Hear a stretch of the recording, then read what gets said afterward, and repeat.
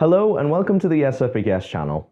Today we're going to be doing a different video giving you a rundown of the last 4 generations of iPhone to try and help you decide and find the best deal in 2021 and hopefully to help you decide which phone is going to be best suited to your needs.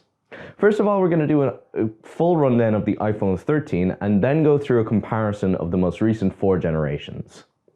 So, starting off with a full breakdown of the iPhone 13 and its different models, the 13 comes in 4 different storage capacities, ranging from 128GB to 512GB, with the Pro and Pro Max offering a 1TB version with an additional 2GB of internal RAM, totaling to 6GB, standard being 4. But the standard 13 and Pro version provide a 6.1-inch Super Retina OLED HDR10 screen, with the Pro version offering a 120Hz upgrade and the Pro Max supporting the exact same spec as the Pro, however on a 6.7-inch screen.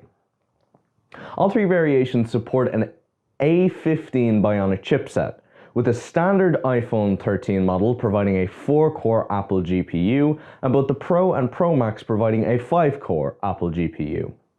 But the standard iPhone 13 and Pro version are the same size, being just under 15 centimeters in length and over 7 centimeters in width and a very thin 7.7 millimeters in thickness.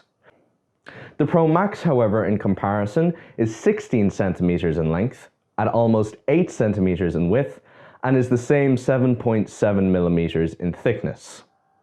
The cameras, however, are often the focal point of the newest iPhone, with all 3 variations of the 13 supporting both a 26mm main camera and a 12mm ultra-wide on the back, all of which at 12 megapixels, with the Pro and Pro Max also supporting a 77mm telephoto camera. All variations support 4K video capture at 24fps, 30fps and 60fps, with 120 and 240 frames per second being supported at 1080p for ultra-slow video capture. HDR on the standard 13 model is supported at both 4K and 1080p, while the Pro and Pro Max will also allow 10-bit HDR recording at 1080p, retaining standard HDR recording at 4K. As for the front-facing camera, all variations of the 13 support the same 23mm 12-megapixel camera with biometric sensors, recording 4K at 24, 25, 30 and 60 FPS, with the 1080p front-facing camera supporting 120 FPS, and all phones allowing standard HDR for all resolutions. None of the variations of the iPhone 13 support a 3mm jack for headphone support and are fitted with spatial audio playback stereo speakers. All variations of the 13 support wireless charging at 15 watts with QI magnetic fast wireless charging at 7.5 watts. All models also support 5G network technology if your service provider has the availability. The standard iPhone 13 houses a 3240 mAh battery, with the Pro downgraded to a 3096 mAh battery, and the Pro Max seeing quite an upgrade, supporting a huge 4352 mAh battery. The standard iPhone 13 lasts approximately 90 hours, with the Pro taking a 5-hour hit lasting only 85 hours, and the Pro Max lasting a major 120 hours on a full charge. All data sourced from gsmarina.com from their claimed testing. All variations of the 13 provide an IP68 dust and waterproof resistance of up to 6 meters for 20 minutes. So all around, the iPhone 13 has some really high quality cameras with upgraded chipsets, good battery life, and quite the upgraded spec if you choose to spend the extra cash and go for the Pro Max. But the real question is, how does this generation of phone compare to the last? We'll use the baseline variation of all phones on a comparison of all generations. So, as stated, the iPhone 13 baseline gives the option of a storage ranging from 128GB to 512, all versions supporting 4GB of RAM.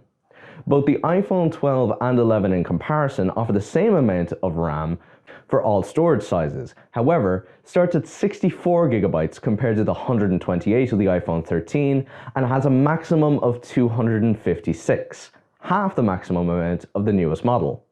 The iPhone X or 10, in comparison to all earlier models, only has two storage options, 64GB and 256. As stated, the iPhone 13 baseline gives the option of storage ranging from 128GB to 512, all versions of the iPhone 13 supporting 4GB of RAM. Both the iPhone 12 and 11 in comparison offer the same amount of RAM for all storage sizes, however, start at 64 compared to the 128GB of the iPhone 13, and both have a maximum of 256 gigs, half the maximum amount of the newest model. The iPhone X, or as I will be calling it 10, in comparison to all other models, only has two storage options, 64 and 256GB, both providing only 3GB of RAM compared to the 4GB of other models regardless of storage size. But the iPhone 13 and 12 are supplied with the exact same spec Super Retina OLED HDR10 6.1-inch screen, while the 11 has a 6.1-inch Liquid Retina LCD with a 326 pixel per inch density, quite a bit less compared to the 460 pixels per inch OLED supplied on the 12 and 13. This is possibly the most surprising specification of the iPhone 11, as its predecessor, the iPhone 10, has a 5.8-inch Super Retina OLED screen with a 458 pixel per inch density. The iPhone 10 was also the last phone to support 3D Touch and isn't seen on any of the newer models. Each iPhone has an A-Bionic chip one generation newer than its previous model, the iPhone 13 having an A15, the 12 having an A14, the 11 having an A13, and the 10 having an A12 Bionic chip. All models have a 4-core Apple GPU, excluding the iPhone 10, which has a 3-core Apple GPU. The dimensions of both the iPhone 13 and 12 are almost identical, with both phones supporting a 14.6cm length, 7.1cm width, and the 13 with a 0.3mm larger thickness than the 12 at 7.7mm, while the iPhone 11 has a 0.4cm increase in length, a 0.4cm increase in width, and a 1.6mm increase in thickness compared to the 13. The iPhone X or 10 is the smallest of the four generations, having a footprint of 14.3cm in length, with a 7.1cm width, and a 7.7mm thickness. The iPhone 13, 12, and 11 all have a 12-megapixel 26mm wide main camera with a 12-megapixel 13mm ultra-wide, all being able to record at 4K, 24 FPS, 30 FPS, 60 FPS, and 120 and 240, only being available at 1080p, all with HDR supported. The iPhone 10, however, has a 12-megapixel 28mm wide main camera, 2mm tighter than the other three models, with no 13mm ultra-wide, instead providing a 12-megapixel 52mm telephoto camera with 2x optical zoom. The iPhone 10 supports the same 4K and 1080p FPS respectively, with HDR support. The only difference between the other three models is in the 13 and 12, which both support Dolby Vision HDR up to 60 FPS on the 13 and 30 FPS on the 12. The iPhone 13, 12, and 11 all have the same 12-megapixel 23mm front-facing camera, supporting 4K at 24, 30, and 60 FPS, only the 13 being an outlier here, allowing 25 FPS recording additionally. All models allow 1080p recording at 30, 60, and 120 FPS. Once again, the iPhone 10 is the only model to greatly vary, supporting a 7-megapixel 32mm front-facing camera, which allows recording at 1080p at only 30 FPS. All models supporting HDR respectively. All models, the 13, 12, 11, and 10, all mutually do not provide a 3mm jack. So Bluetooth headphones are going to be an absolute necessity if you plan to listen on music on the go or don't plan on playing it outside of your loudspeaker. All the models, 13, 12, 11, and 10, do not provide a 3.5mm jack, All models of the iPhone 13, 12, 11 and 10 do not provide a 3.5mm jack, so Bluetooth headphones are going to be an absolute necessity if you plan to listen to music on the go without playing it out of the phone's loudspeaker. The iPhone 13 and 12 both fast charge over USB at 20 watts and support the same 15-watt wireless charging and 7.5-watt QI magnet fast wireless charging. The iPhone 11 and 10 both have QI wireless charging, however the 11 only has an 18-watt fast charge over USB and the 10 has an even slower 15-watt charge over USB. Both the iPhone 13 and 12 allow for 5G technology, while the 11 and 10 do not.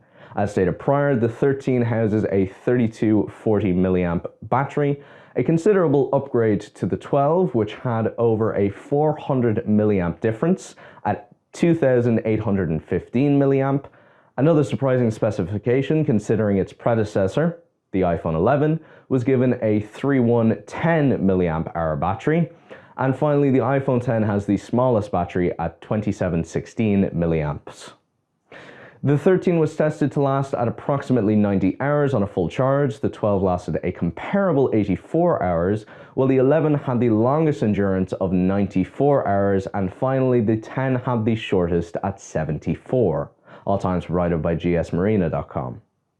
All phones also support an IP68 dust and water resistance, except for the iPhone 10, which has an IP67 rating. Slightly lower than the rest, but still supporting dust and water resistance, just at a lower depth for a shorter time. Overall, all phones are comparable, with the 13 housing the absolute newest technology, the 12 with extremely similar specifications, with the 11 a minor downgrade, and the 10 performing the worst in most categories. But that's not to belittle the iPhone 10's performance, cameras, beautiful display, and overall sleek design. In conclusion, all phones are of great spec, with the best bang for your buck probably being the iPhone 12 if you can pick up a second-hand deal, being only a small bit more expensive than its predecessor on the second-hand market and a year newer in generation. So, what did you think of our roundup? Hopefully you guys enjoyed. This is once again a different style of video, so please do leave it down in the comments how you felt, and if you happen to be new to the channel, please do consider subscribing, leave a like, leave a comment, and I will see you all in the next one. Bye bye.